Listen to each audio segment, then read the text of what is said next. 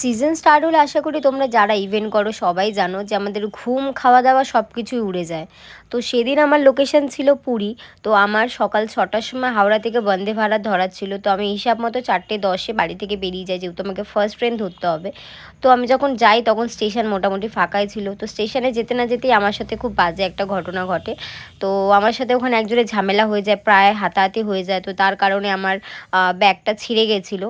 তো তারপরে যখন ফার্স্ট ট্রেন আসে আমি ভাবলাম ফাঁকা থাকবে, কিন্তু ফার্স্ট ট্রেনে বহুত লোক ছিল। তো আমি জায়গা না পেয়ে আমি লাস্টে চন্দ্রার কোলে বসে পড়ি, যেহেতু চন্দ্রা আমার সাথে যাচ্ছিল।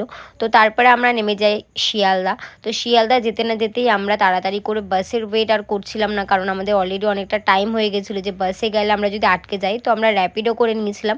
তো র্যাপিডো করার পরে আমরা একদম ডট টাইমে ঢুকেছি, মানে আমার হাতে প্রায় 5 মিনিট সময় ছিল।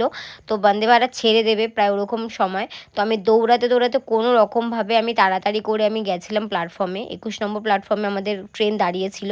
তো আমি দৌড়াচ্ছি রীতিমতো, আমাকে নীলাদ্রিদা কল করছে যে কত দূর কত দূর। তো এই যে নীলাদ্রিদা, মানে যার গ্রুপে আমি কাজ করি, রাইজ অ্যান্ড শাইনের ওনার, তার সাথে দাঁড়িয়েছিল বাইরে জয়দা। তো আমি তাড়াতাড়ি করে ট্রেনে উঠে যাই। উঠে যাওয়ার পরে আমি সিট খুঁজে নিই, আমার যেটা সিট ছিল। তারপরেই আমাদের ট্রেন ছেড়ে দেয়। আর আমি ভেবেছিলাম যে সারা রাত আমি আগের দিন ঘুমাইনি, কারণ অত সকালবেলা উঠতে হবে। সারা রাত ঘুমালে আমি যদি বাই চান্স উঠতে না পারি, আর আমার শরীরটা একটু খারাপ চলছিল, তার জন্য আমি আর ঘুমাইনি। তো আমি ভেবেছিলাম ট্রেনে উঠে ঘুমাবো, কিন্তু আমার বন্দে ভারতের এক্সপিরিয়েন্স খুবই খারাপ। তো তারপরে আমি ছোট্ট করে একটা হালকা ঘুম দিয়ে নিই। এই কাকুগুলো ঝামেলা চোটে আমার আর ঘুম হয়নি, ততক্ষণে আমার ব্রেকফাস্টে চলে এসেছিলো। কিন্তু ব্রেকফাস্ট আমি করতে পারিনি, কারণ ব্রেকফাস্টে ছিল ডিম, আর ডিম খেলে হয়ে যায় আমার অ্যালার্জি। তো তারপরও কোনো রকমভাবে এদিক ওদিক পাশ ফিরিয়ে কাটাতে কাটাতে চলে আসে আমাদের পুরী। সো ফাইনালি আমরা নেমে গেছি পুরী। মানে অনেকক্ষণ পর আমাদের বন্দে ভারত এত ভালো, কিন্তু আমার তো একদম ভালো লাগেনি, একদম ভালো লাগেনি। পাছা পাছা ব্যথা হয়ে গেছে, সারা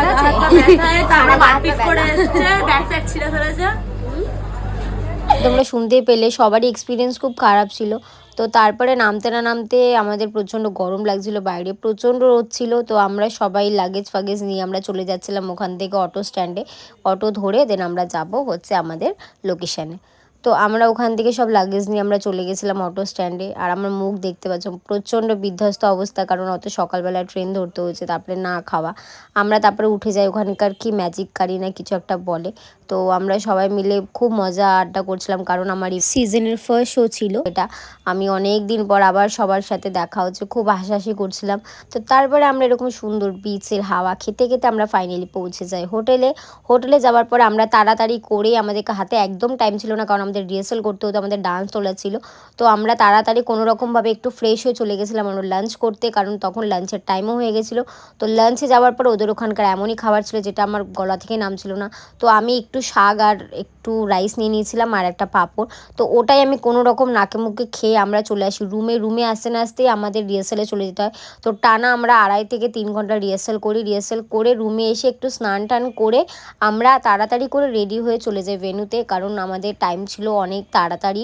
তো তাড়াতাড়ি গিয়েও কোনো লাভ নেই, কারণ তোমরা যারা ইভেন্ট করো সবাই জানো আমাদের কল টাইম যদি 5টায় থাকে, আমাদের minimum to maximum show start হতে হতে 9টা বেজে যায়।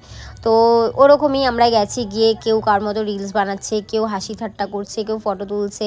তো এই করেই তারপরে হঠাৎ করে আমার শরীরটা খারাপ হয়ে যায়, মানে অনেকটাই খারাপ হয়ে গেছিলো, যার কারণে আমাকে ডান্স করা থেকে বন্ধ করতে হয়েছিল। নীলাদিদা বলছিল যে না, করতে হবে না, ছেড়ে দে।